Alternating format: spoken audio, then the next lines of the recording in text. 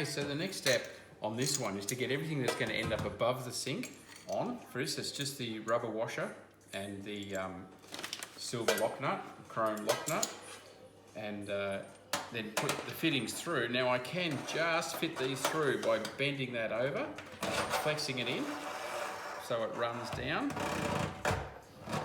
and that's going to sit like that.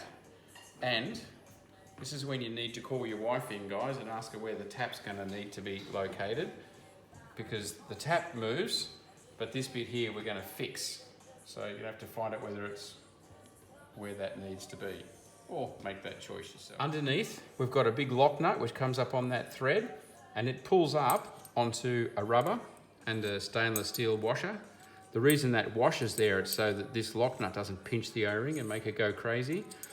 And the really good design about this tap is once you've got it up and tight, and you're going to have a pair of slip joint pliers or something, I'll show you some different tools to be able to do that up.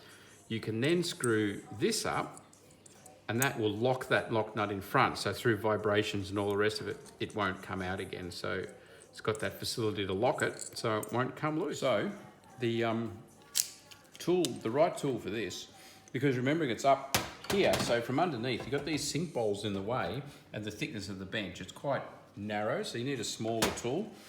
So this is what's called slip joint pliers. You can slip the joint so it can open up really big or operate at any of these levels, right through to normal like that. And out at its max, see, that's going to be perfect to hold that and tighten it up, or even directly from underneath, we can get under it and do it up. Again, I'll put a link in the description for a tool like that, where you can get something like that. So we take what we need. We've dried out underneath to clean up those dribbles. Take what we need in the order we need them to go underneath to get all that in place. I'll also take the shifter down in order to do up the water connections as well. Okay, so what we do now, you can see we've got the thread hanging down there. So we get the stainless steel washer and the O-ring. Might have to do the same thing. Bend that nut over so that it goes through.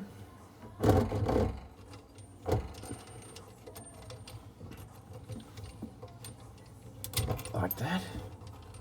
And the same, we've got to get the washer over as well.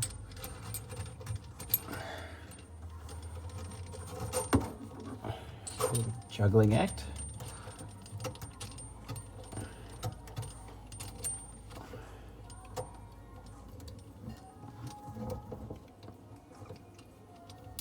Try and do this without damaging the hose.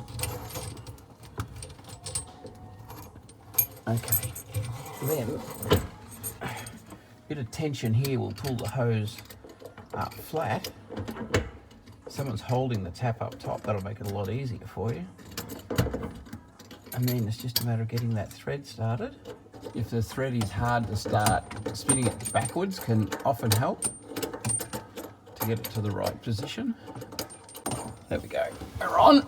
So now spin that up. In the right position now up top. Okay, so you are going to need someone up there to locate the tap, get it in the right spot, or at this point, once you get it finger tight, you can go up and get it in the right spot. And then with the pliers we can do it up.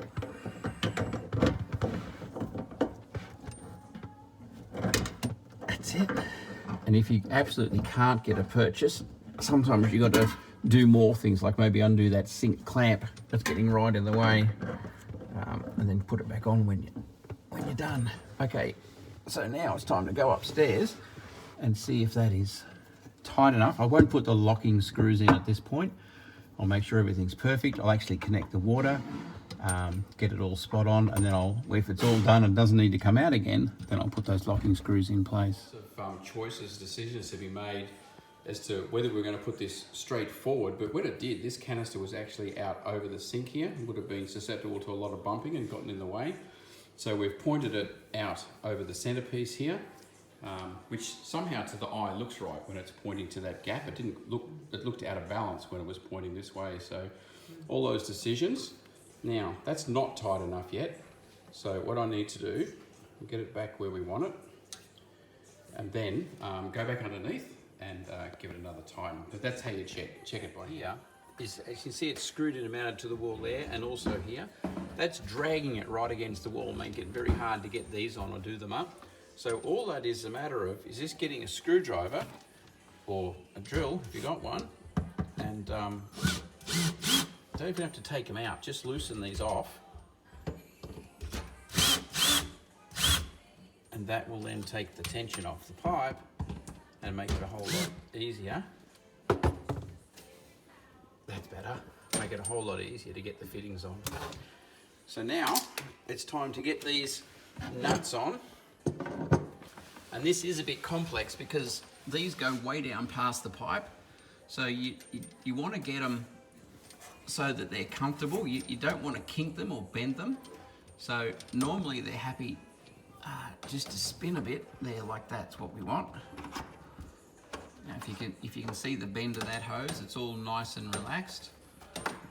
And then get it to start on the top, and just again hold it square and screw it on, and she'll go on. Again, I get as much travel as I can finger tight, and then move to the spanner. Then there's the shifter. Adjust that to the right size. Now, I talked about a clock on a thread. When you're upside down, it's actually reversed, so anti-clockwise is doing it up for me when I'm underneath the thread like this, so I need to turn this anti-clockwise to do it up. It would be clockwise from up above it. Okay, so now I'm going to adjust one because I didn't get a hot and a cold indicator, and I looked at the instructions. There was nothing telling me what side was hot and what side was cold. Here's a little trick. You look at these two and you see that one of them's got a washer in it and one doesn't. This little washer, it's actually a filter to keep the dirt out of the tap and stop stuff getting in and damaging the cartridge. It had dropped out.